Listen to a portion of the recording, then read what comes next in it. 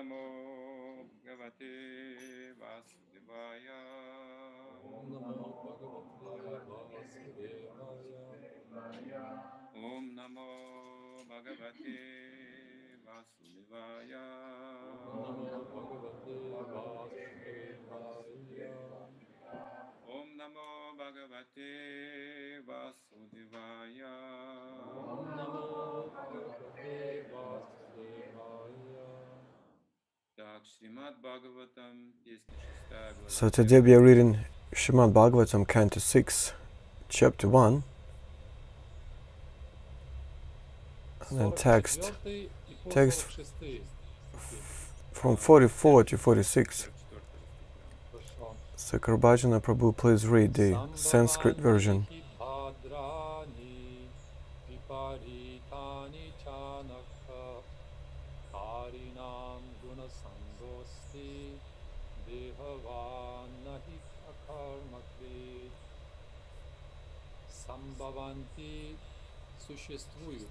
Sambhavanti, there are, he indeed,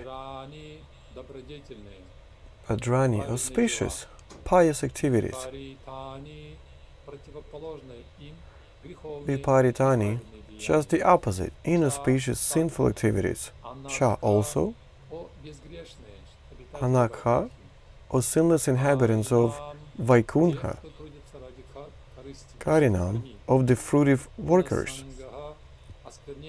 Guna Sangaha, contamination of the three modes of nature, Asti, there is, Dehavan, anyone who has accepted this material body, Na, not, he, indeed, a karmakrit, without performing action.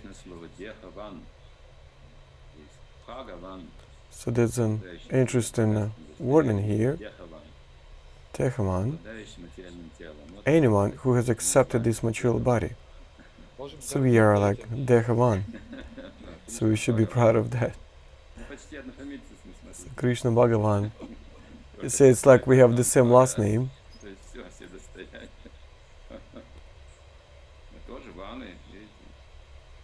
So we are also ones. So now I will read the translation of this text. Or inhabitants of Vaikuṇṭha, you are sinless, but those within this material world are all karmīs, whether acting piously or impiously. Both kinds of action are possible for them because they are contaminated by the three modes of nature and must act accordingly. One who has accepted a material body cannot be inactive, and sinful action is inevitable for one acting under the modes of material nature. Therefore, all the living entities within this material world are punishable. Such a severe text in here. But anyways, Yamadutas here are pointing in the beginning that, unlike you, sinless, dwellers of Vaikuṇṭha, so you are different. So you're not under the influence of three gunas, but all the rest of living creatures, they inevitably perform sins. So if a person is under the modes of these three modes, the mode of ignorance, for example, he will be acting accordingly. He is totally tied up by the gunas. Even if he understands that this is a sin, he will not be able to stop. So there's like a mystical taste in here, there's like a mystical connection to Maya in here. There's some kind of rasa holding this living creature down. So this rasa is called lust, and you cannot overcome it. All living creatures of the material world are under the influence of these gunas.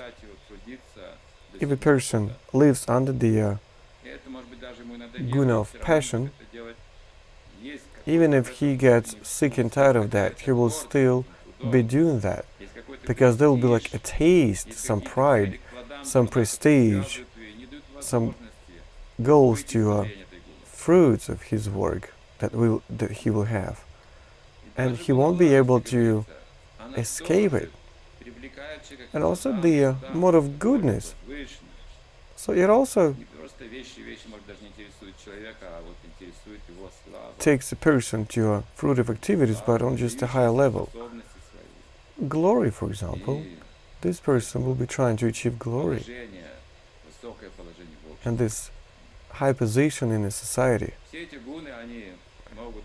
All these gunas, they can take change, but anyways, one of these gunas will prevail. Even in the mode of ignorance, you will find some tints of other gunas. So let's take ignorance, for example.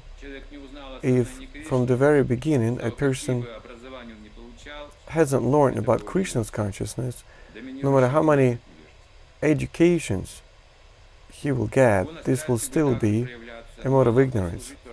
The mode of passion will also be there, partially, but it will only serve to the ignorance. So the dominating, prevailing guna is tamas. Everyone is born in tamas, in ignorance. And of course, this person has this possibility to understand what's going on. Vedic scriptures, there's nothing else. So these Vedic scriptures are given to human, not to animals. There's no necessity for them. It's not the right time for these souls that live in animal form. So since we are in this living form, we have to ask about Brahman. That's the high time. If you miss this chance, you will fall down into the wheel of samsara again. How is it going to happen? Under the influence of gunas.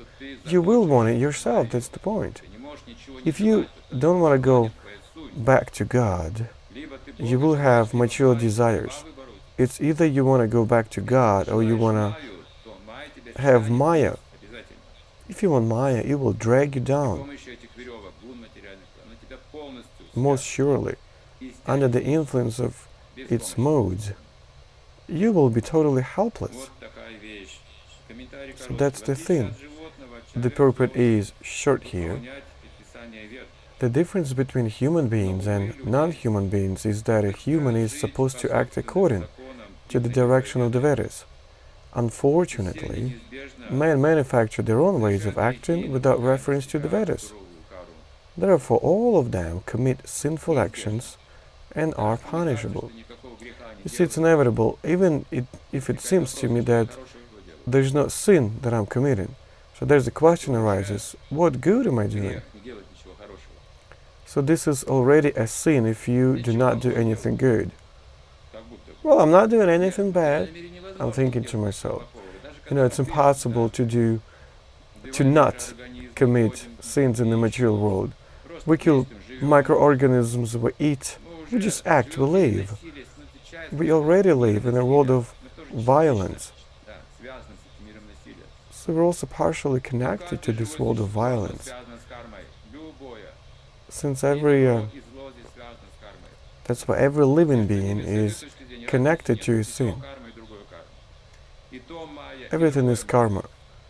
This Maya and that is Maya. And all this piousness, the mundane piousness is Maya. Evilness is also Maya. Good and bad things, they just take change. But here in this sense, there are no good and bad people. Because they take change. Today he's a pious man, tomorrow he's a sinner. The history knows a lot of examples like this. Even the sages and holy people, they would fall down. And Ajamila, the great sinner, you see, he survived. So an example of a pure clearness is the devotional service to God, devoteness to God. That's the example of pureness. All the rest is pure today, but tomorrow is dirty. This is a natural medium of matter. So it's like you wash your face today, but tomorrow you have to do the same. you eat today, but in some time you gotta eat again. So you do the same thing over and over again. So you're hungry, then you're full again. You're peaceful, then you're irritated. You say something wise, and then you say something silly. This is all Maya, illusion. So when Lord Chaitanya came down, of course Maya was dominating already here, even in Navadvipa. So piousness has become mundane, almost fully mundane. And the world was needing some recovering. So Lord Chaitanya was summoned here. And when Lord Chaitanya came down here into the world of Kali Yuga, the demigods were very interested in this phenomenon. You know, when an avatar comes down, so demigods, they want to get darshan immediately. Suvras are very happy that some of the avatars comes down. Demons quite the opposite. They get angry, they feel some competency, they're tackled. But demigods are very happy. When Lord Chaitanya came down, and this happens really rarely, one day in Brahman's life, so such a merciful avatar comes down in the form of a devotee. But demigods, of course, they do know who Lord Chaitanya is. They used to visit his kirtans. They would incarnate, partial incarnations, just to follow this movement, to help and to take part in it. Because chanting holy names, so you don't even appreciate liberation. This is the highest purpose of impersonalists, Vedantists and yogis. But when you chant Hare Krishna mantra, when you perceive Krishna, you don't even pay attention to liberation, because you get something special. Love to God. Love to God is higher than the liberation. The one who has received love to God, he's not even interested in liberation. So that's why demigods, they would also come down into this world. Just like Krishna was in Dwaraka, there were a lot of demigods there at the same time. So in Vrindavana, he wasn't known so much, but in Dwaraka, everyone knew who he was. So he was closer to ordinary people. They would visit, the demigods, they would visit all the temples and castles. And when Lord Chaitanya came down, even Maya Devi came down into this world. So Maya Devi, she couldn't appear in front of the Lord's eyes. It's impossible, because she would lose her personality. So if there's light, there's no darkness. That's the point. So that's why darkness couldn't appear in front of the Lord's eyes. But it's also interested. She's also interested to be seen by God. So Maya somehow has managed to do that. She has appeared in front of Haridas Thakur's eyes. When he was sitting in the cave, he was chanting 300,000 names every day. Everyone was learning from him, from Haridas Thakur. Even demigods, they were learning from him. You see, even demigods, they don't have such a transcendental pureness to chant clearly, without offending, without offenses. So liberation just gives you a tint of a holy name. That's what Haridas Thakur used to say. So Haridas Thakur, he was chanting all these names, 300,000 names, clearly, purely. So it wasn't like he says one name purely and the rest of them not so purely, just like we do, you know. So he was totally concentrated when chanting holy names. So the ones visiting him in his cave, they were totally shocked by the pureness of that place, of that cave. They were totally mesmerized by his surrounding them. So this cave, it's like it turned into Vaikuṇṭha.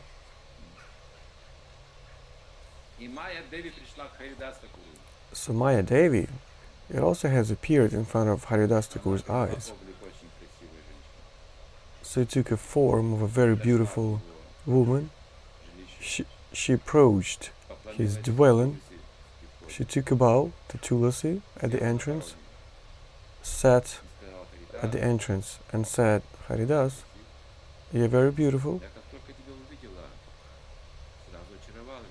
The very first time, as soon as I saw you, I was charmed by your beauty. And I want to tell you that I want to unite with you. So she started dancing in front of him.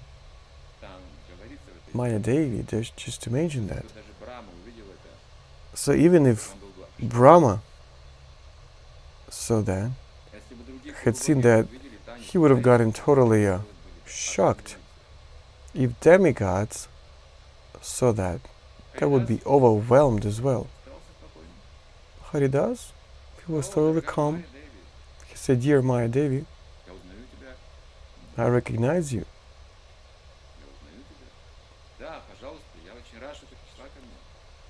Yes, I'm very happy to see you here. So sit down, have a seat. See, I just have an oath. As soon as I finish all my rounds, I will do whatever it is you need from me. So Maya Devi, she was sitting there for 3 days, hearing the way Haridas Thakur was chanting holy names. And then she said, Haridas, you are a great Vaishnava. You know, I came down here, I was just tasting you.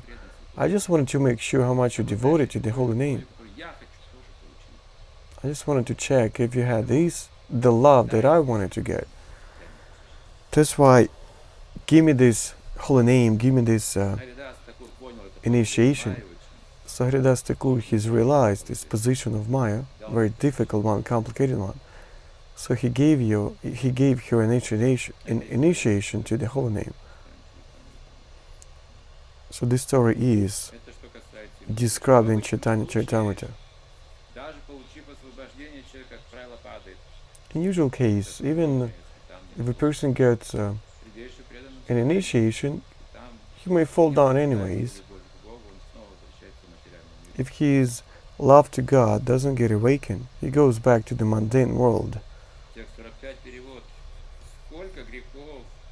So now let's go to text 45.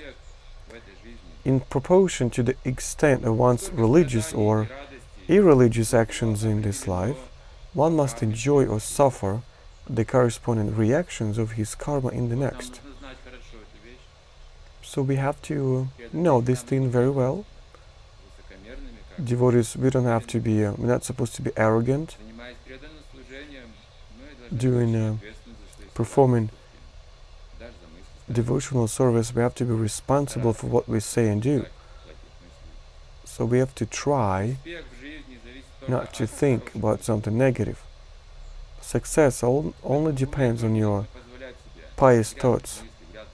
Even in your thoughts, do not let yourself think negatively or criticizing anyone.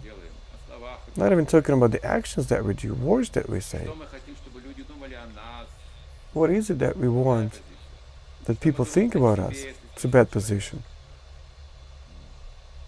What we think about ourselves? So remember Abhimanyu. We don't like the word Abhiman because Abhiman means pride. So there's a phrase Guru Abhiman. Such people are usually not accepted to the position of a guru. So Guru Abhiman is the person who thinks that he's guru and he's trying to imitate that. He's trying to give some offers even though he's not asked. So that behavior is called Abhiman. So Abhimanyu, Arjuna's son. So Abhimanyu means young and arrogant. Когда Драупади его увидела впервые, So Draupadi saw him for the first time. осанку, его внешний вид, она спросила его, She looked at his posture, his appearance. She asked him, "What do you think about yourself? So tell me the truth." вот если мы ищем истину, давайте с этого начнем. Что я So if we are looking for the truth, let's start from here. мыслями о себе? What is it that I think about myself? What thoughts do I have? Who am I? Абхиманью поднял голову вверх и So сказал, Abhimanyu, he raised his head «Я up тот, and кто said, защитит "I am the моего one отца, who will protect my тот, кто father. защитит традиции». То есть его He will гордость protect the была traditions." выше. So you see, his pride was very Драупади, когда услышала elevated, такой ответ, almost spiritual. «Ты такой So- прекрасный, So Draupadi, when she heard this answer, she said, как он "You're so связан с долгом». beautiful in your pride because your pride is connected with your duty. That's why you're so wonderful." Если вы себя That's why she высоко fell in love with ставите, him immediately. действуйте дальше. So if you position yourself so highly, Но act веками accordingly. люди просто обманывают друг друга. But in the age of Говорят, Kali, что people себя just хороший, deceive each other. плохой, думая себя хороший, других плохой. Все просто обманывают друг друга, They обхиманят. say good things about themselves, but bad things about someone else. Это майя. So we have to get rid of Maya. Если мы что-то думаем о себе, нужно так же действовать. If we think something about ourselves, we have to act accordingly.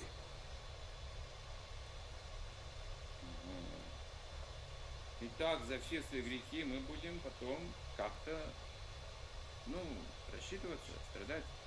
So we will have to pay for our sins, this way or Есть, another. например, в священных писаниях, да, какие-то There are some examples in греховные Holy деятельности, Scriptures, много. some sinful activities Брани описывается много, таких for примеров, committing как sins. будет страдать There are a lot of в examples следующей жизни, после смерти. И в of этой жизни почему how страдает. the Всё people will be подробно, suffering объясняется. for the sins that they had committed. Очень опасный низший гун. Everything is described and Очень exclaimed опасен in наш Vedas. ложный эго, очень опасен So our наш false ego is very dangerous. Our uncontrolled mind is very dangerous, uncontrolled только senses.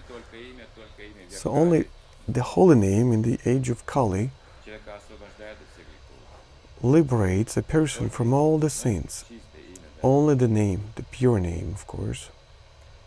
Комментарий. В Бхагавад-гите 14:18 So the purport, говорится, as stated in Bhagavad Gita 14.14, Саттвастхам, Матте Тиштханти, Раджаса, Джаанья Гуна Вриттистха, Аттагачанти, Тамаса. Человек, действующий в гуне благости, so those who act in the mode of goodness are promoted to higher planetary systems to become demigods. обычные люди, Those who act in an ordinary way and do not commit excessively sinful acts remain within this middle planetary system, and those who perform abominable sinful actions must go down to hellish life. Вселенная устроена, уже готовы. So that's the way this universe is functioning. Есть тюрьмы, они уже устроены. Everything is arranged already, just Там like, есть the карцеры, prisons. есть Everything is arranged there. площадки, So there are some места, walking есть камеры areas разного, cells камеры, есть одиночные of камеры, different есть types, другие, like single cells казармы, for many есть people. разного разряда тюрьмы, строгого режима, So there are необычного different режима, обычного. level of prisons, Есть разные формы. Но если мы попадаем в какую-то систему, different там всё уже forms. есть But if необходимое. we get into some system, Так, в материальном everything мире is in there есть already, необходимое everything для necessary is in there. страдания, Just like in this material world, everything is necessary to suffer плодотворной, for hard activity, и для того, чтобы fruitful activity, and there's even something to enjoy in this world. So this material world is not stable. No one can stay forever, either in good or bad condition. So text 46. O best of the demigods, we can see three different varieties of life which are due to the contamination of the three modes of nature. The living entities are thus known as peaceful, restless, and foolish. As happy and happy, or in between, or as religious, irreligious, and semireligious. We can deduce that in the next life these three kinds of material nature will similarly act. Видите, несложный такой момент. So you see, it's not so hard to Например, understand. человек страдает в этом мире. So, for example, a person is Нет suffering in this преданности, world. нет духовных знаний, So if he's много not devoted, оскорблений, много оскорблений совершает. he hasn't got all the spiritual knowledge, he can commit a lot of sins just because he suffers. Все видит в таком свете. He feels bad, that's why he sees this world in this light. Даже критиковать So Бога. he starts criticizing God just because he feels Или ему, bad. наоборот, хорошо, ему нравится. Oh, he feels good, he likes this world, he will be acting accordingly. Поддерживает свой статус-кво. He will be supporting his status quo. Если он ученый, он будет If he's a scientist, he'll be supporting his prestige, работать над своей наукой, предлагать еще какие-то working открытия, further on быть his крутым, быть science, offering поддержать свой статус-кво, быть так, some of his действовать.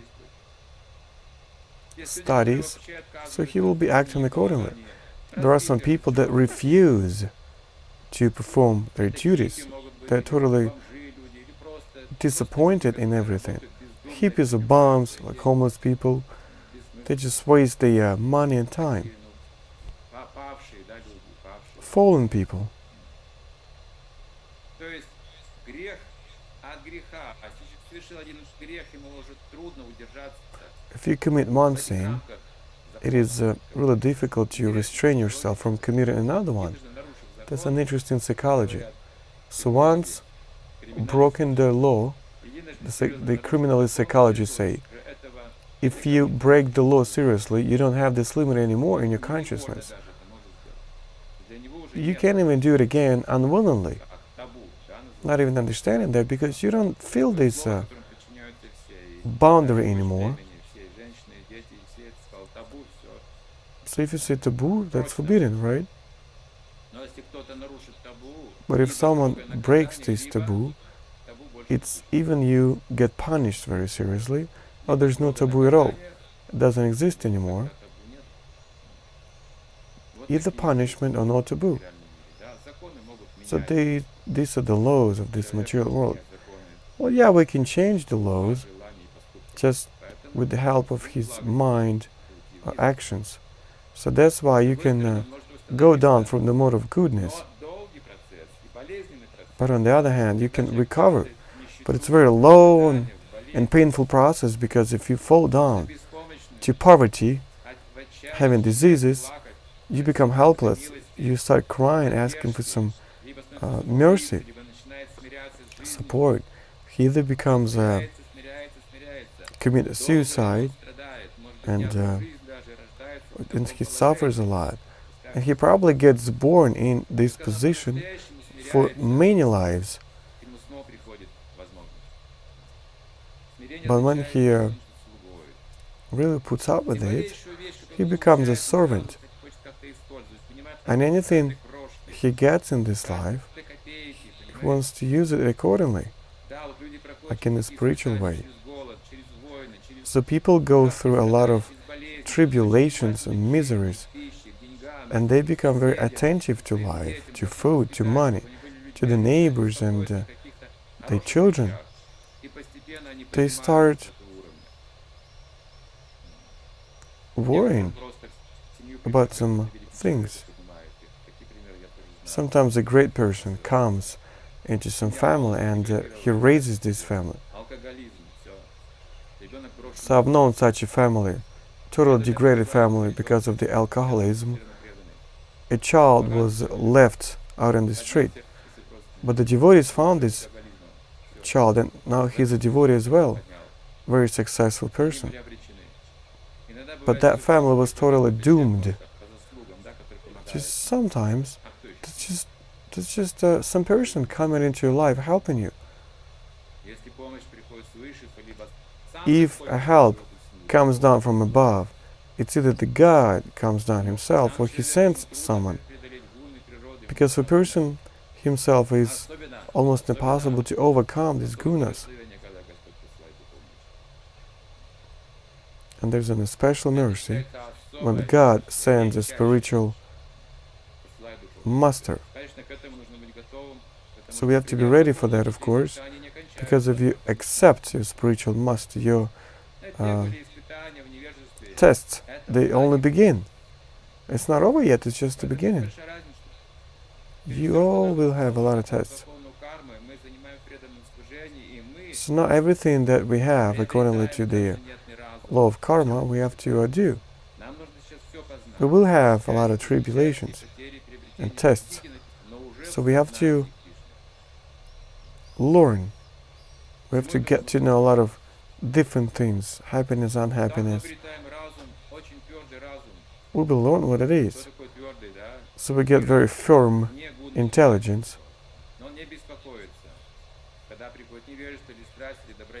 beyond the gunas of material nature. Just when you treat everything neutrally. So that's the real devotional service. Like, I am the servant of God. I don't want to consider myself to be a great person or a great successful person. I just want to serve to my master, to my spiritual master, Vaishnavas and Vaishnavas. So I don't want to show off so that everyone sees what I'm doing. So this is also a test, a trial. Only a truthful Vaishnava can go through these tests. You just serve Krishna and your spiritual master, and there's nothing else such a person thinks of. So this is freedom from gunas of nature. So our destiny is defined by the actions we do in this life. Purport. The actions and reactions of the three modes of material nature are visible in his life, in this life. For example, some people are very happy, some are very distressed, and some are in mixed happiness and distress. This is the result of past association with the modes of material nature, goodness, passion, and ignorance. Since these varieties are visible in this life, we may assume that the living entities, according to their association with the different modes of material nature, will be happy, distressed, or between the two in their next lives also. Therefore, the best policy is to disassociate oneself from the three modes of material nature and be always transcendental to their contamination. This is possible only when one fully engages in the devotional service of the Lord, as Krishna confirms in Bhagavad-gita 14.26.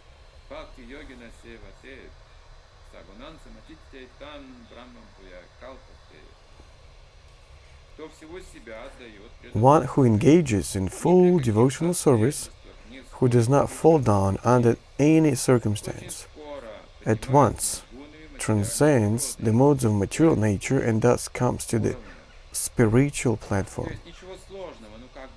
It means that, you see, there's nothing so much difficult. You don't think it's under no circumstances you can deviate. No, it's not what it seems like. If you follow your oath, if you each and every day that you have, follow these regulative principles, it's all possible. You feel the influence of Brahman, the spiritual energy that surrounds us, both externally and internally. Even the life situations change. Even people that we talk to, they change.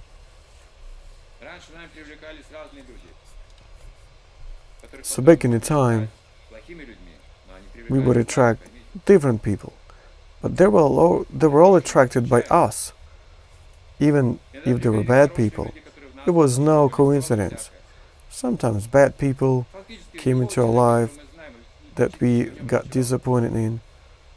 Sooner or later, we got disappointed.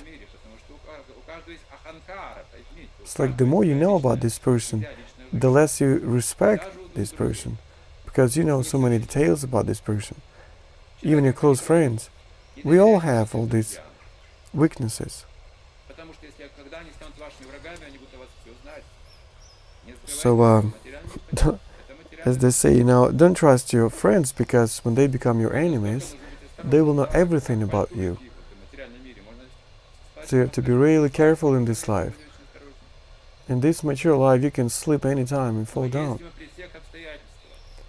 But if, under all the circumstances, either it's your friend or enemy, you don't like this person, if you get sick of your job, so under all these circumstances, we chant holy names and follow all these principles, regulative principles. That means that a person has reached the Brahman inside of him. There is no Brahman in circumstances because they still worry us, but inside we get peacefulness and balance. This is realized in Brahman, just thanks to 16 rounds a day and regulative principles. So when Prabhupada's disciples were complaining, having so many difficulties and problems, so Prabhupada said, devotees have to follow regulative principles. Just because they do not follow these principles so strictly and the japa is so weak, that's why they still have so many troubles. So will I become a devotee? When will I become a devotee? I am a devotee already. I am a soul. You just have to perform devotional service constantly. Every day serve Krishna as much as I can. That's the text. If we don't devote ourselves to devotional service, so unless one is fully absorbed in the service of the Lord, one is subject to the contamination of the three modes of material nature, and must therefore suffer from distress, or mixed happiness and distress. So when there is lust, Maya is dragging us down. So this rope is dragging you down. So this is a habit. You can't get rid of this habit so easily. So while he chants 16 rounds a day, following regulative principles, listening to lectures, taking part in kirtanas, going to holy Dhamma, Maya does not drag him down anymore. So Maya itself does not drag you down. It doesn't push the person. It doesn't make the person, because he is engaged in devotional service. But he can consciously do it right now, because he used to do it in the past. He still has this taste. That's the problem. Maya will let you go, but you still have this consciousness to enjoy. That's why she will be dragging us down anyways. Again, even if Maya loosens up all these ropes, you have a freedom of choice, like which way to go. This will be your conscious choice. Back in time, you would just blame Maya. So it's like, I was working so hard to get my fruits, but even if Maya loosens up its grip, you'll be doing the same because it's something that you wanted. So this is your desire. So that's why you have to constantly be going along this path, on the path of devotional service. Either the rope is still strong, the rope of Maya, or it's still weak, doesn't matter. Engage yourself in devotional service. So sooner or later, these ropes will be loosened up, and this will be a last test. You will choose for yourself which way to go to. And it says that if you reach Brahma-bhuta, a person can start devotional service. So now you can start devotional service free willingly, getting rid of all these material modes. So now we have a discipline. Guru says, and I do.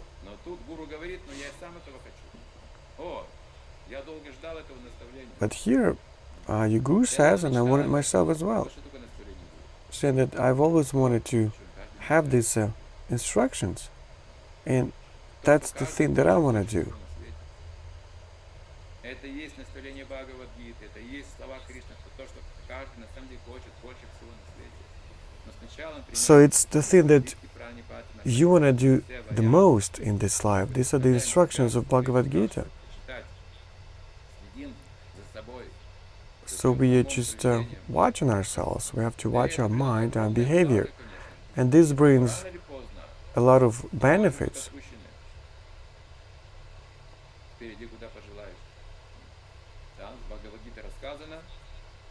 But you will have a time when you have a freedom of choice to do whatever you want. When you get liberated, you will have a choice. So these gunas, this is like a basis, some fundamental of what we do in this life. I mean, under the influence of these gunas.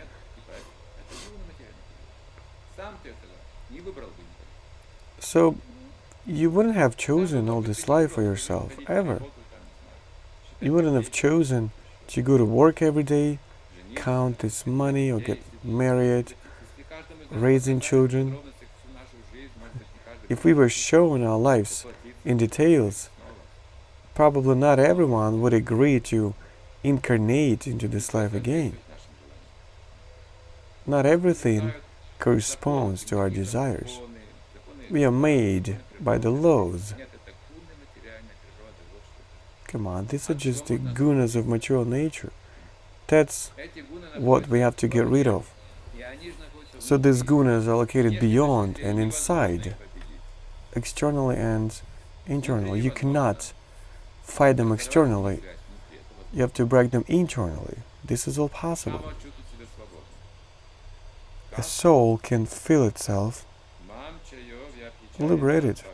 How?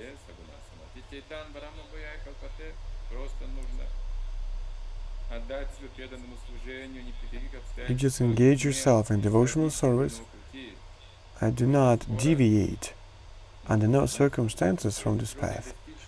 And that's how you will go above and beyond these gunas of material nature. That's how you will get liberated. You don't have to wait for so long. See, this devotional service, it engages our mind. We're so busy all the time. Then we'll get surprised, like, wow, this time has passed by so fast because it was engaged in a devotional service. So you won't even have to wait for something. So that's the topic that we have today. Sajamila's story when Yamadutas are discussing the laws of karma. Realizing that they're looking right now at some kind of demigods, or the dwellers of Vaikuṇṭhas. So they call them divine creatures that do not abide to the laws of karma. That's why they don't understand the way they live. According to what laws? We don't understand that. No one is able of understanding that in this world. So thank you. Now let's discuss or add something.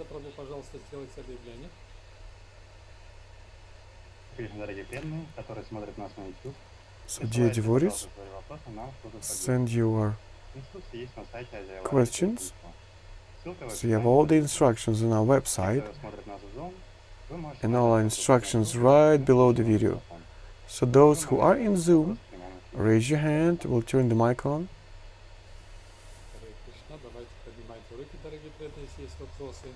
So dear devotees, raise your hands if you have some questions. Radhisham prabhu, включайте микрофон.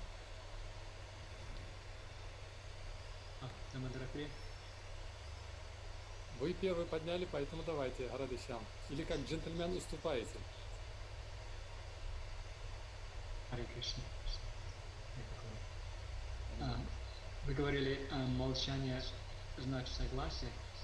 So you said that if we stay silent, that means that we agree to something. Иногда нельзя молчать,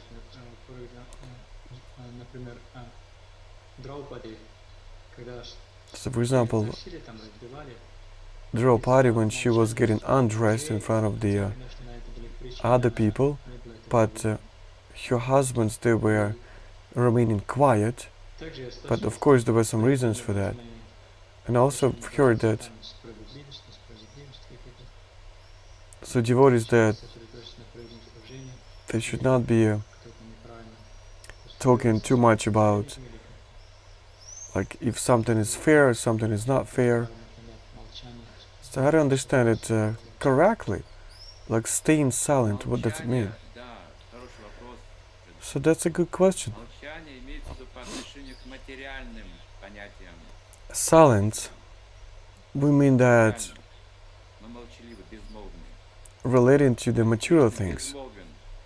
So it's like it's speechless to the material things that are happening. It's like Krishna remains silent. So that's why our mind has to remain silent. For sannyasi, there's one of the rules that he's not supposed to blame anyone, and he's not supposed to think that one body is better than the other one. This is silence, speechlessness. For example, when Sanatana Goswami was full of sores on his body, Lord Chaitanya accepted him. So there was a very dirty body. So Lord Chaitanya, he gave him a hug without paying attention to all the sores on his body. They were talking about Krishna, so this is called silence, material silence.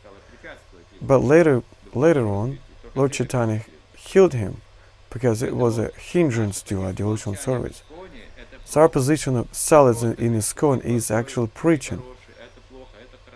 It's not you just simply talk that you are good and he is bad. No, you have to be silent about that. This is Krishna's consciousness. So everything you think is not correct, we have to just preach Krishna's consciousness, even to each other. The hardest thing is to preach to devotees.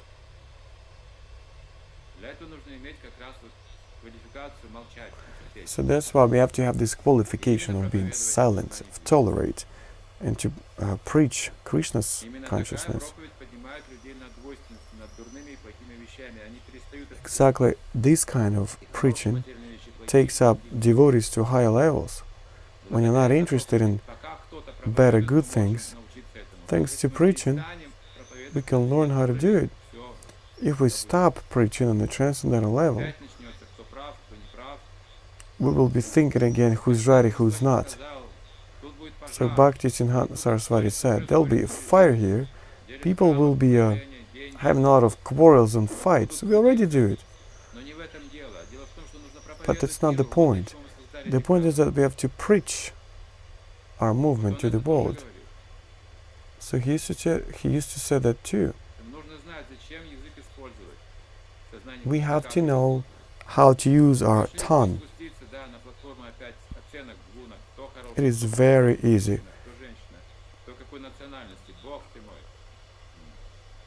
It's very easy to go down to lower modes and to discuss who's good, who's not, who's pious, who's not pious.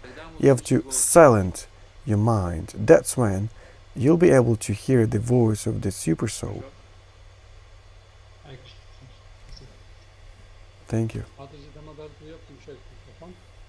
Mataji Damodar Priya.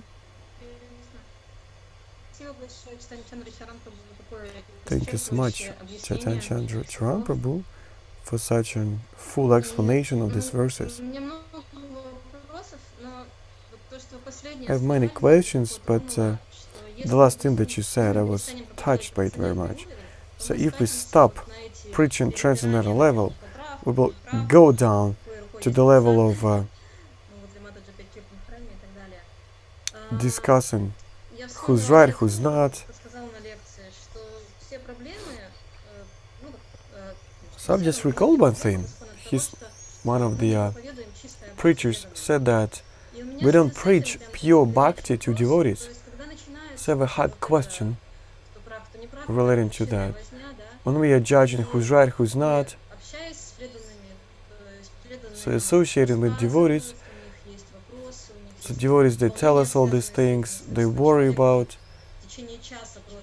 some other devotees, for example. So well, sometimes I just have to hear them out. So how do I stay engaged, like stay out of it, and get on a higher level, and to bring that person up to the same level, and so that this person has a possibility to look at this situation from another aspect? Well, you can use different tactics. Depends on the nature of this person. Depends on the way you communicate with this person. So his mind is excited, and he has to just have some time pouring everything out. You just probably have to hear him out. Sometimes you can even have some quarrel with him. But in the end of the day, you have to come to Krishna. In the end, the purpose is to come to Krishna. It's not like you give him Krishna right away. It's not possible. His mind is way much too excited. He cannot cope with his emotions. Sometimes we have some quarrels with our friends and family. Like, why? What do you think of yourself? Stop acting like that. But then eventually we come to Krishna. That's why we have done all of these things for. So it's very important not to offend each other. And we're all human beings. We also have some emotions, there are things that we do not like. Still, eventually we have to reach Krishna. So every acute conversation that we will have in the future, it will only bring us closer. Do not idealize Vaishnavas. Don't think of them to be only, very pious. It's a divine level already. It is possible. This level is possible, but there were some people even arguing with Prabhupada. All of this took place in this material world. But Prabhupada, so even though he was quarreling with his disciples, he gave him Krishna in the end. Even if he was giving them some harsh time, in the end it was Krishna that he had brought them to. So we have to do it. We have to act in Krishna's consciousness.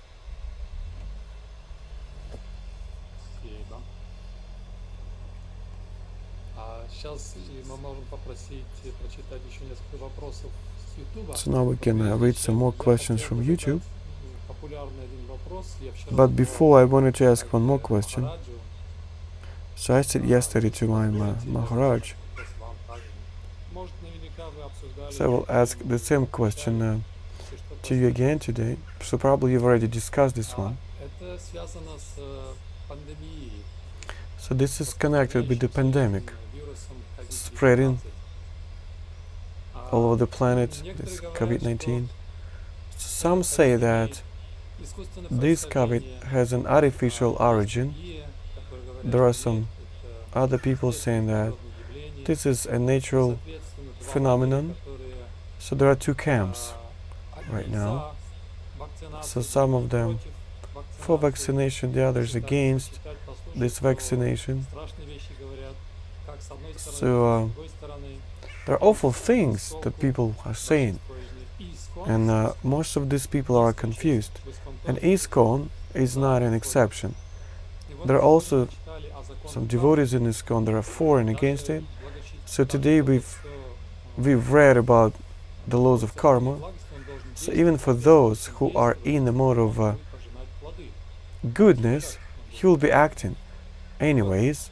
So he'll be punished anyways because he'll be acting.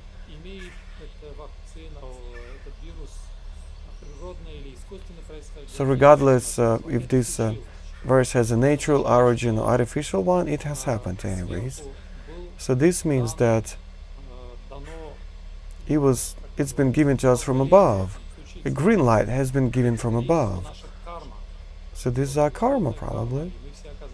sinful karma, and we are all in this situation. So the question is, if you know the laws of karma, there are some inevitable things. So as seniors, they say that either you get vaccinated or you don't get vaccinated. It's your decision. So we have the understanding of laws of karma. It's inevitable. We have to accept that. Not trying to escape it or pointing figures in people. But on the other hand, we have a freedom of choice. We have to use our intelligence. So what would you say? How do we act in this situation based on the laws of karma and the freedom of choice and intelligence?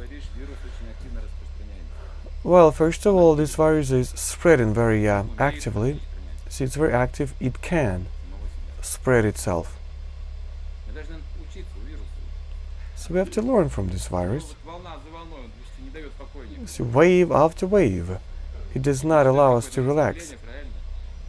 So it gives us kind of instructions to, proud people, or to the people having a lot of wealth. But it hits us, wave after wave. And then the person stops thinking about his wealth or prestige. He starts thinking about how to survive. Just like Prahalanda Swami, the instructions of Lord Chaitanya for the whole world. That's what he said. Instructions of Lord Chaitanya to the whole world. It's really similar. People are listening to Bhagavad Gita so humbly. Now this pandemic is turning our consciousness into another direction, and the life opens up from another perspective. This is one thing. The other thing, so two camps. There are two camps right now. In material world, it's always like that. There are always two parties, always two camps. It's not a problem. The problem is that they're trying to offend each other. So once I was said that our planet is actually plane, but not round. And yeah, there were so many confirmations of that. And I saw another camp thinking that our Earth is round. And I saw these discussions and so many offenses to each of the parties. So that's what the material vision is. It's not because we have different approaches or opinions. So probably partially it is so, and partially it is the other way. What's the difference? The point is that a human cannot create anything artificially. A human is a part of this nature. Nature acts with help of a human, through the humans. Nature sends Hitler, for example, some scientists from a laboratory. That's how the material nature works. We act. It's reaction to our past actions. If we are transcendentalists, we have to understand that there's no one to blame. That's how the gunas of material nature works. So what are we supposed to do? We just have to spread Krishna's consciousness. This is our ISKCON's position. And if you do not want to spread it, then you will have material nature. You will either support one party or the other one. You will be just offending each other. This will be a pure material platform. Choose your platform.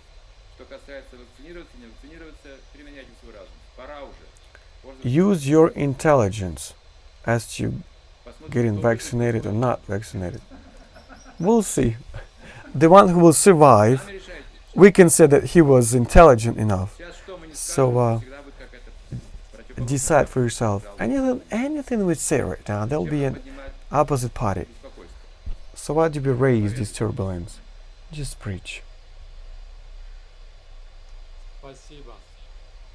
Thank you so much. So Brajamani Prabhu. Харе Кришна, примите мои поклоны. Да, вот So Hare Krishna, please accept my obeisances.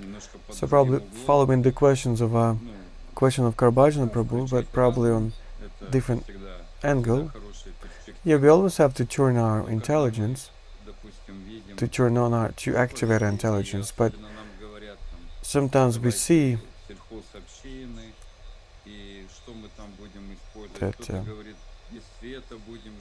sometimes we're told that let's get together and live somewhere in a village without electricity, being totally independent. We also know that why not to use this electricity, just like Bhakti-Siddhanta Saraswati was using a car or even a toilet to preach. There were lines of people.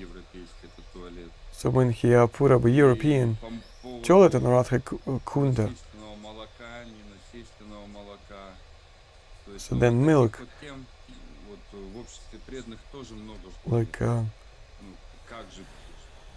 so the devotees, they split. Once they say that you're not supposed to be drinking milk, the others say that you do have to drink milk. Some say that we have to live without electricity. Some say that we have to use electricity. There are So Chaitanya Chandra Charan prabhu, what would you say on that?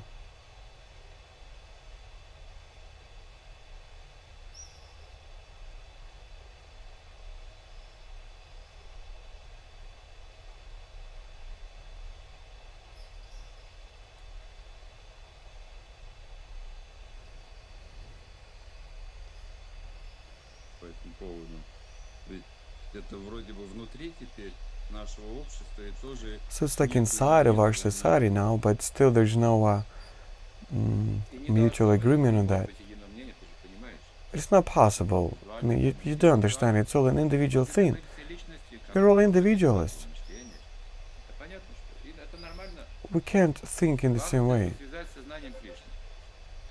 The important thing is that we have to unite it all with Krishna's consciousness. If someone lives without electricity, so what is it for us? So what's the problem? Let him do that. So if he does that in Krishna's consciousness, that's a good thing anyways. So any material tendency connected with Krishna gets spiritualized.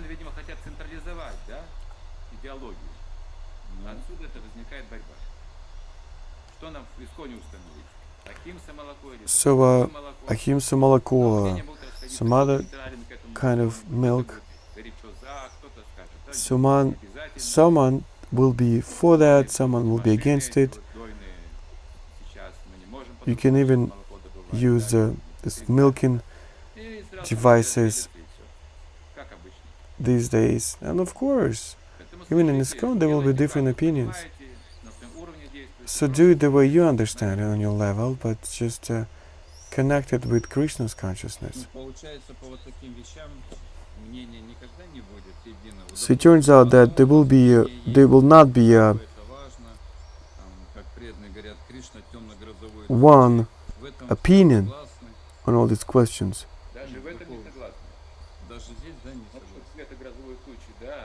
So someone said that Krishna is the color of a thundercloud,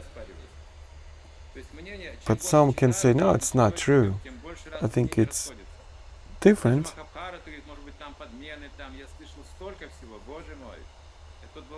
I've heard a lot of things about Mahabharata. Only thanks to Prabhupada we know at least something we can be based on his books.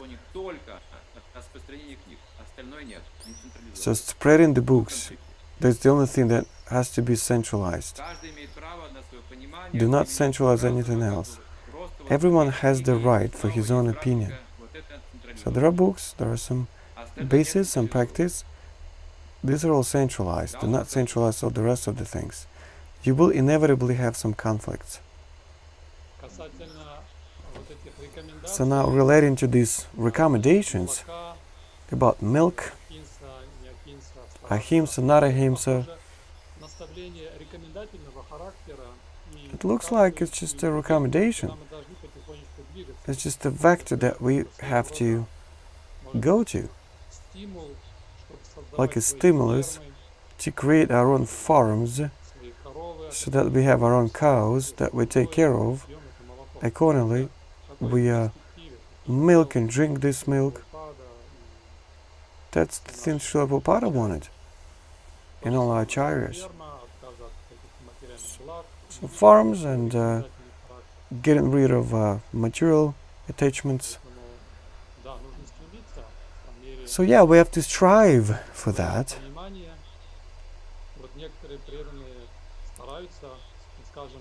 But step by step. So I've heard some recommendation from GBC to minimize the usage of plastics because it pollutes the nature, and there are some devotees that are already making some efforts in this direction, but they're not being so fanatic.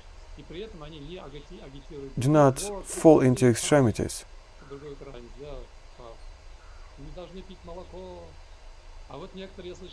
So some say that you're not supposed to be drinking milk, and I also heard that, you see, we don't have a farm where we can buy Himsa milk, so that's why I try to buy home milk from locals, and this milk I offer it to Krishna, and I pray for the cows that probably will be killed in the future, because we live in this culture where cows are killed. And I just think about this cow to have this mercy, and I offer this milk to Krishna, and probably this cow will be taken a good care of. Also, there's also such an opinion, you see. We have to all use intelligence and move along this path. All these instructions, they're just recommendations. Premananda Prabhu, we have some questions from YouTube.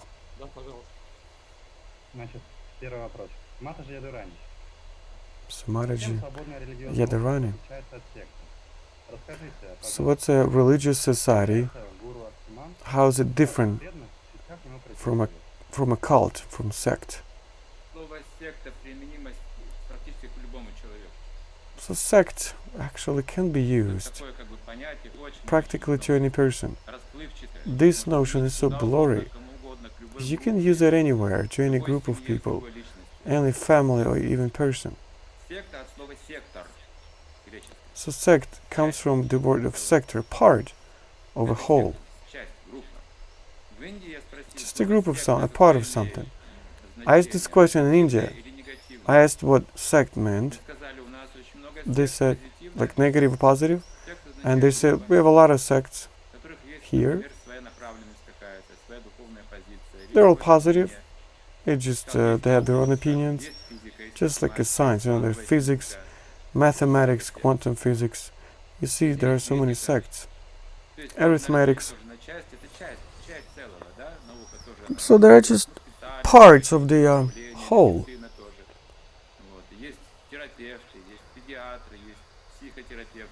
Even in medicine, different kinds of doctors, surgeons and pediatricians, they're also kind of sects.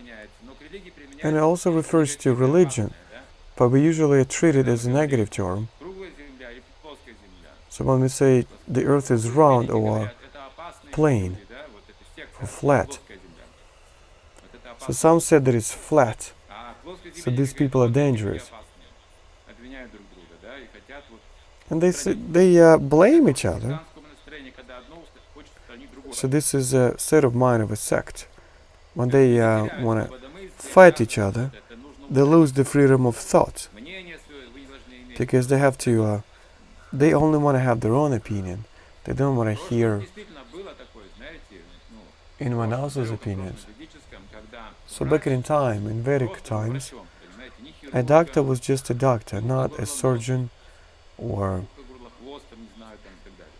like ears and eyes and mouth. He was just a doctor that knew everything.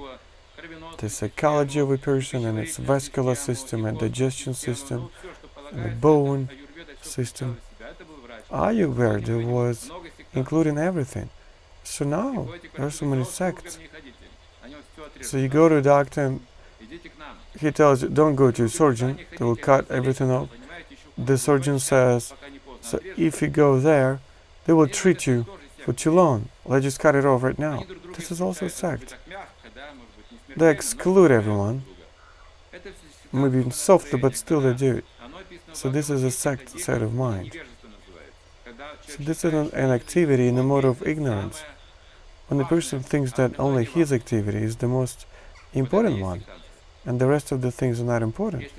So this is what the sect is. So if Muslims think that only Muslims, only for example, Orthodox Christians or Catholic Christians, this is all sect. If you only think Hare Krishna, this is also sect. If you think that there's no divinity in other traditions, this is also a sect. So we just have to be surrounded by the people that have same opinions, same views on life. This is called sect. So we create namahatas, bhakti vrikshas, and when we have some seminars, so we get divided into different sects, in different groups, just to share our thoughts, like a brainstorm. Sectors are working, and then we unite all of these things together.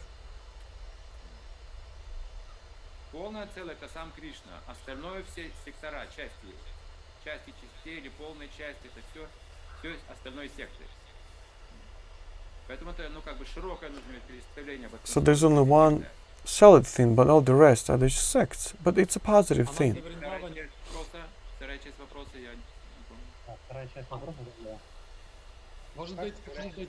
Может быть, Ананда Вриндавани хочет добавить по поводу секты что-то, какое-то дать определение.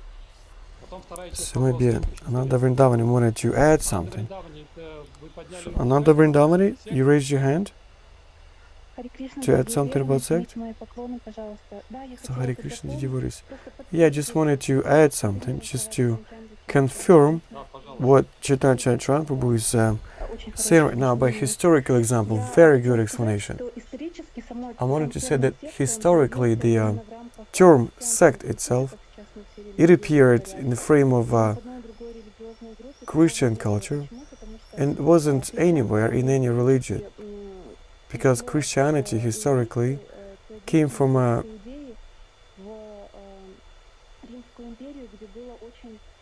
Judaism to Roman Empire, and it was kind of a negative thing, and there was like a fight against it. And when Christianity has become a government or a state religion, so they were trying to take over the controlling role. But in Roman Empire, the philosophical base was very strong. The followers of Plato and Aristotle, so they were opposing their knowledge to the Christianity. So they said that for those who are not connected with us, they're just against us, they're not together with us. So this is a very strong position, and we don't see it in any other religious tradition, neither in Vedic tradition. We see different sampradayas and schools are existing altogether. If they just accept the authority of holy scriptures, that they are considered to be Vedic. In Buddhism, the same thing, and Islam, the same thing.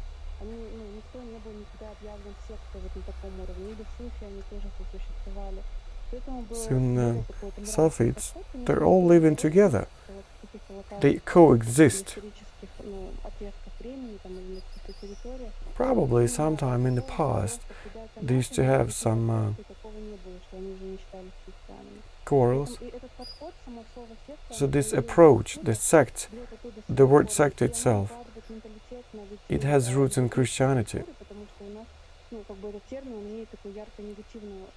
So we have this very negative connotation. But in Vaishnava's culture, we don't have it. Вторая часть вопроса очень интересная была. And the second part of the question, Рамананда Прабху.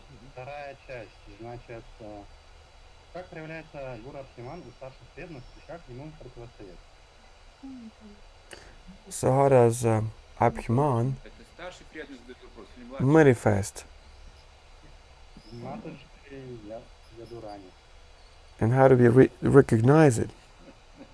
Она наблюдает за старшими преданными, за их Абхиманом. So is it for the junior senior devotees? Но обычно, если говорить гуру Абхиман, он проявляется... So usually Guru Abhiman is manifested in some kind of a separatism. So for example, a person preaches, he knows Krishna's consciousness, so he creates his own movement, like a tendency. He may even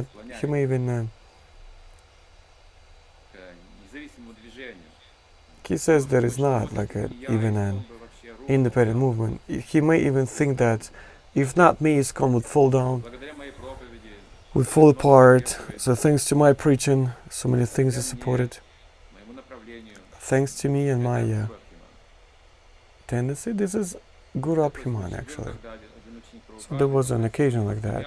So one of Prabhupada's disciples, he asked for sannyasa to preach in his own way. He said that he didn't like Prabhupada's preaching, and he said that I would preach in a different way, so give me sannyasa. There are some examples of these things. So he wasn't ready for that, definitely.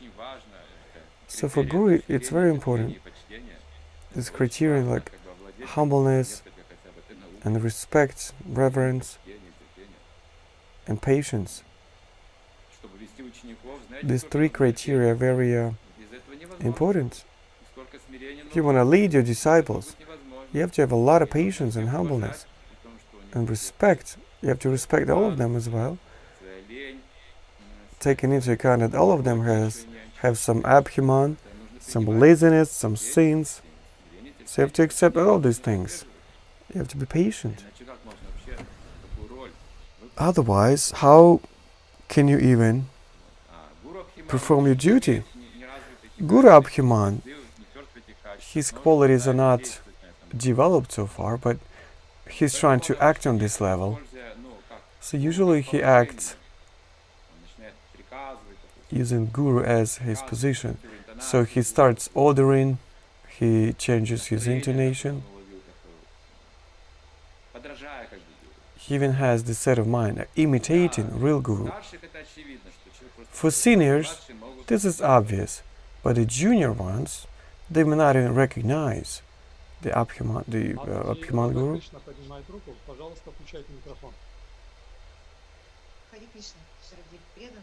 Hare Krishna, dear devotees.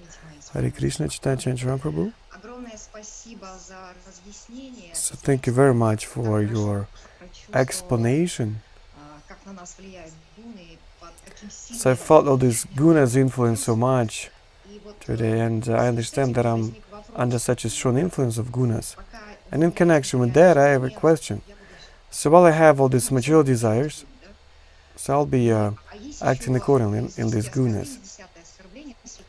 So there are 10 offenses. The 10th one is not to have full faith and sticking to your material attachment, even if you have gotten a lot of instructions. So I think that's like a straight dependence. So it turns out I'm an offender.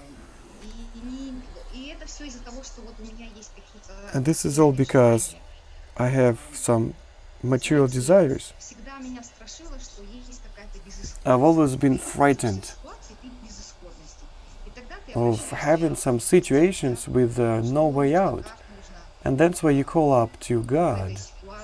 Like, what is it that you're supposed to be doing in this situation? I only call up to God when I feel really bad. So this means that I don't have a full faith, that I only act the way I want. And it turned out, by the mercy of Maya, in a situation that allows me to recall God. So this fear in front of inevitable things, I overcome it by calling out to God. But here I have even more fear.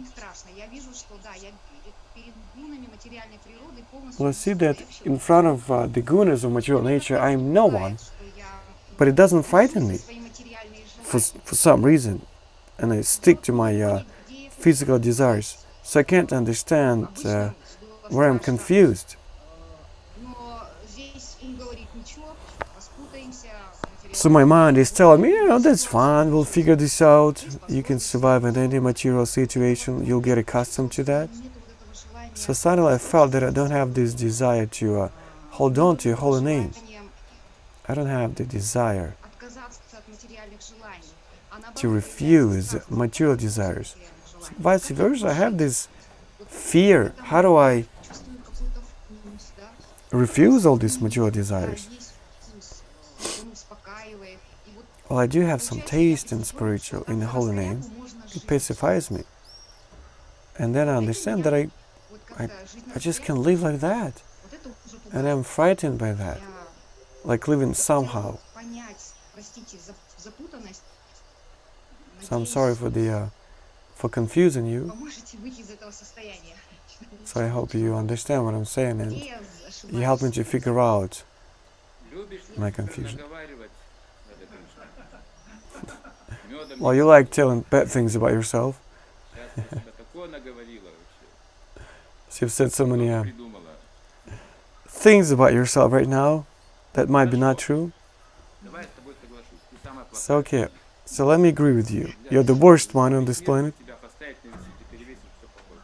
So if you're put on scales, you will overweigh. You will win.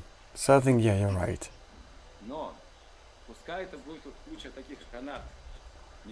So okay, even if there are a lot of impurities, anarthas, but I can see a part of gold in there.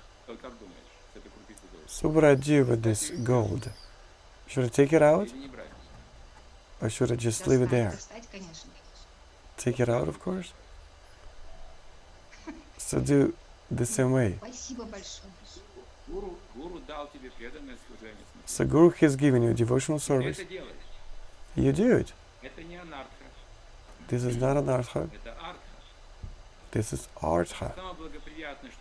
It's the most beneficial thing that is glorified by all the holy scriptures. This is a gift by Lord Chaitanya and a spiritual master. That's what you are supposed to be thinking of. It's about this piece of gold, about this diamond. It's a million times more precious than this whole anarthas. So that's how you can stay stable. So don't pay attention too much to all your weaknesses. You will always be doing something with some weaknesses and disadvantages. This is a material world. But devotional service is above all these criteria. This is the guarantee of success. Always have this firm belief. So you're not supposed to pay too much attention to all your weaknesses. Because otherwise, you'll be judging other people the same way. Remember that you're a soul. And see this soul in in others. So Krishna does give Rajka. He said, I'm worse than an earthworm, but look at his service.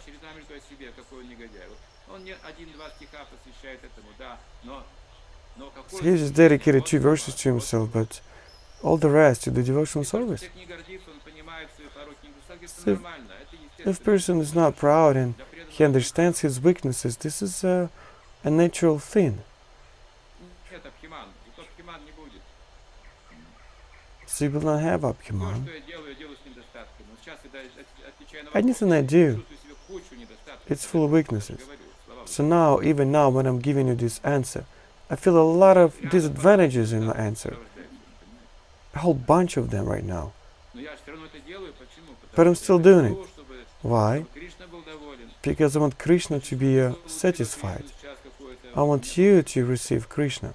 You see, this is my attempt. I'm just trying. So our faith becomes stronger and we live together with our Vaishnava family. We appreciate each other more. And we are more stable in our devotional service. If I have this desire to speak, even though sometimes I am mistaken, sometimes I do not know which word to use.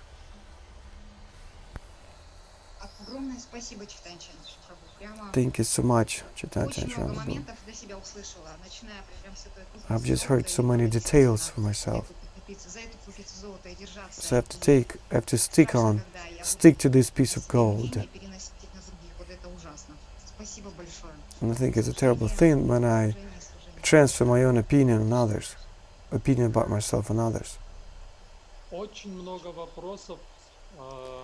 Very many questions in YouTube. So a couple of questions from YouTube.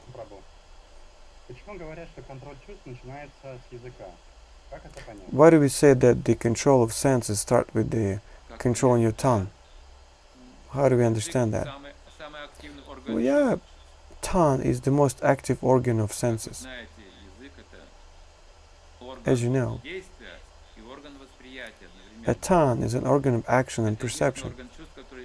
So this is the only central organ that has two functions. That's why it's so powerful. So there are some acting organs of senses and organs of perception, like perspective, perceiving, like taste. This is all about tongue. So if you engage tongue, if you control it, all the rest of the senses will be easier to control. So you have to act. You have to talk about Krishna and eat prasadam at the same time. And there's a guarantee that it'll be easier for you to control the other senses with the help of your tongue. When we talk about Krishna, your mind starts being controlled. So tongue is the most important organ probably. If you engage it in devotional service, that'll be good. How do I understand that I'm ready to marry someone? Well, I think you're not ready because you're still trying to understand. Since you're trying to understand it, that means you're not ready. Readiness for marriage implies, I'll tell you some formal things.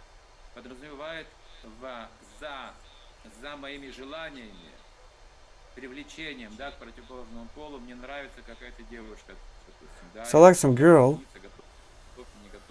and I'm trying to think if I'm ready to get married, how much I'm ready. So beyond this attractiveness, there's got to be a responsibility. We have to understand that it's a big responsibility of a marriage. For this person, for my behavior, for my qualities, my culture, for what we have to achieve together, like a spiritual purpose.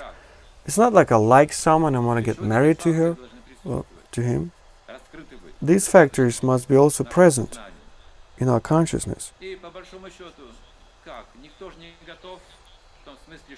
It's just, no one is ready because the destiny defines it. It's above us. Your fate is above us. So of course we try to use the freedom of choice, but your fate defines all these things.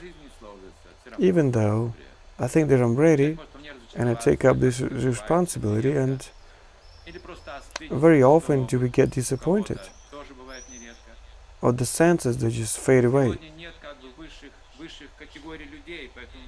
It's just there are no high categories of people. That's why there's no guarantee. No one can give you these guarantees. So there are three types of women, for example, described in Vedas. So first class, second class, and third class. Same classes with men. So woman of the first class. A woman that loves her husband with all her heart and soul and serves his elevated purpose. He never thinks about anyone else. That's even impossible for her. And so on. So she's very pure. She always stays pure. That's a holy woman. First class. Then the second class. She's not so attached spiritually to her husband. She's not so pious. She's got some egoistic tendencies, but she's got enough intelligence to be afraid to break the laws of family life. She's afraid in front of the society and before her husband, and she tries to behave accordingly. This is not the most stable marriage, but still, that's a good marriage, according to our modern understanding and criteria. Anyways, this marriage could get confused. If someone falls in love with someone else, there's a risk. Someone might have a lover on the side.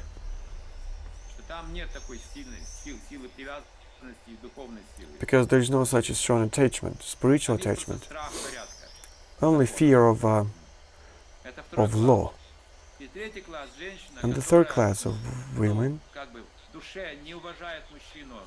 women that do not respect or even hate their husbands, because probably they've experienced some pain already, some deception, and she's lost her intelligence because of that, and now she's just taking her revenge.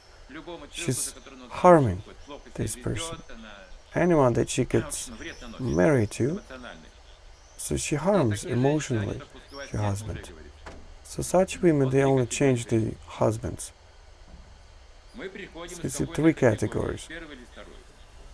So we come from either second or first category.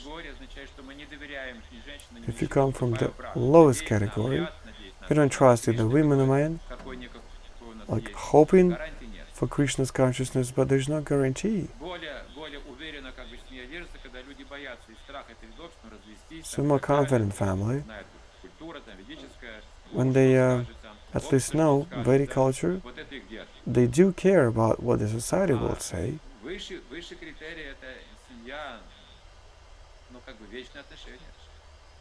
And the highest criteria is family, eternal relationships. I think the same could be said about man. These three categories. Because the man is asking this question right now.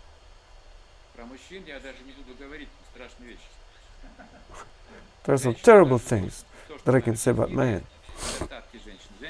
So I won't even tell. So you see, women are just like children.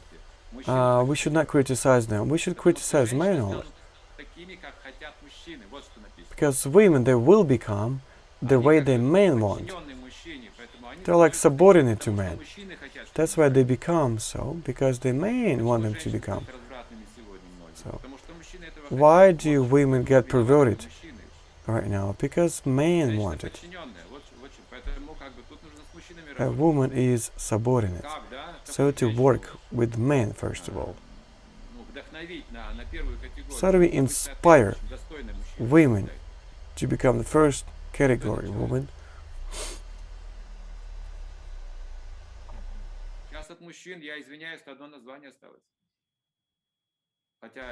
There are no real men in this world anymore. It's only like a name of a man, but he's not a man. Even though we meet some good men, there are some good people. Of course, I agree, but in generally, the culture is really low, really weak. Modern men, they do not know how to love their women, just lust. They don't know how to be friends, how to love, how to understand his woman. He doesn't know how to do it. Спасибо. Chaitanya Chandra Charan prabhu, мы можем еще какое-то время уделить вопросам? Could we dedicate any more time to questions? Ну, давайте 5 минут. Okay, 5 minutes. Пожалуйста, следующий вопрос. The next question. Скажите, пожалуйста, если преданный занимается администрированием, видимо, администратор, So if a devotee works as an administrator, нарушается, so он he говорит watch об этом over the поведению, order, он исправил. У него so развивается he's just бхава определенная. controlling, Как у Супры Ямараджа. Они ведь тоже следят за so he соблюдением develops закона. power. Как Just like администратор Yamaraj, for правильно example, he выполняет follows свои обязанности? all the living Как качество entities смирения и терпения? follow the rules. Нет, нет. Если вы администратор, вы не должны становиться браманом. So if you are an administrator, you're not supposed to become Brahman Вы написали, to товарищ deviate from your duties. These are all your duties. Я однажды спросил когда-то, я был So once I've президентом asked, храма в Ижорах, там ашрама. I was a president of one temple, even though I was Grihastha, so I was И приехал in charge of there. So Nirajana Swami came there, was in the 90s, so I had a question to him. So we were talking about humbleness and reverence and patience, and I said, I have a serious question. I'm in charge here of this ashram, and sometimes I criticize someone, and I have to do that because they break the discipline. So how do I be so humble and patient and reverent? It doesn't give me any chances. So he looked at me, widely smiling. But he said, well, you don't hit them with this stick, do you? And I said, no, of course. This is your duty, you have to do that. This is your service. Even to kick someone, this is your service. There's always a bruiser in every restaurant. It's not that he loves you, he doesn't. So the one who misbehaves in the restaurant, he'll kick him out. So he just follows the order, so that everything is calm. But even in Vrindavan, there are some policemen. They're just trying to see that men and women do not mix up. They just stay in different parts of a temple. That's his service. It's not that this policeman is not humble or not showing his reverence to you. He's just performing his duty. Humbleness is an internal quality. It's not like you don't like these people that behave badly. So even though you've said these people many times, even if you lose your patience, keep performing your duty.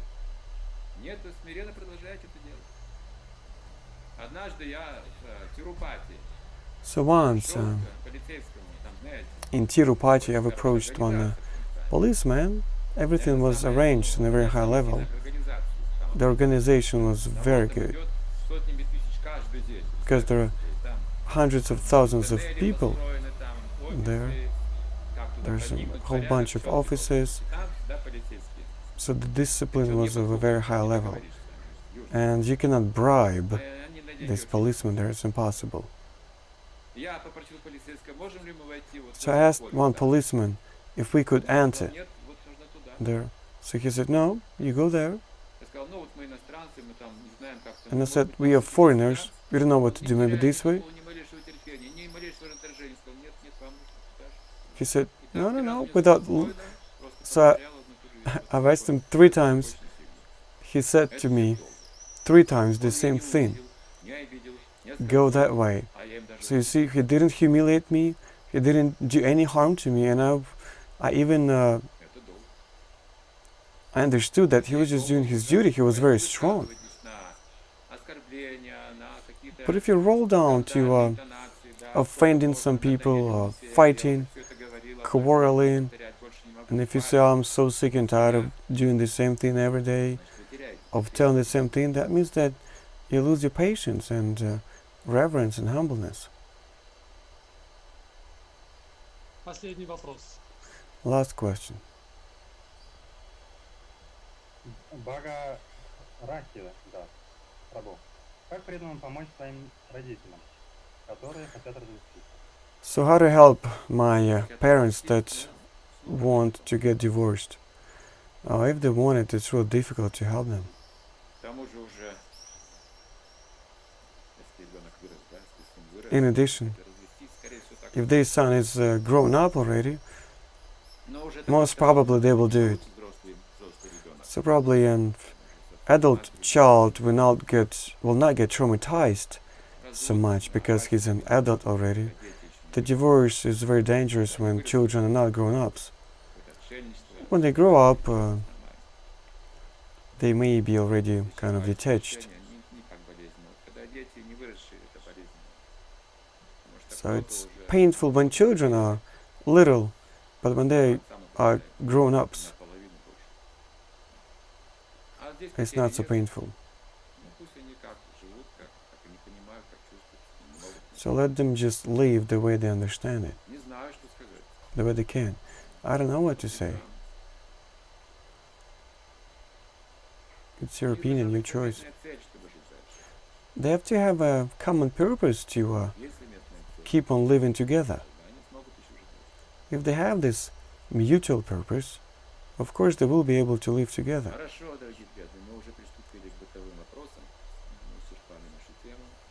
So, dear devotees, that's it for today. Shri Prabhupada ki jai.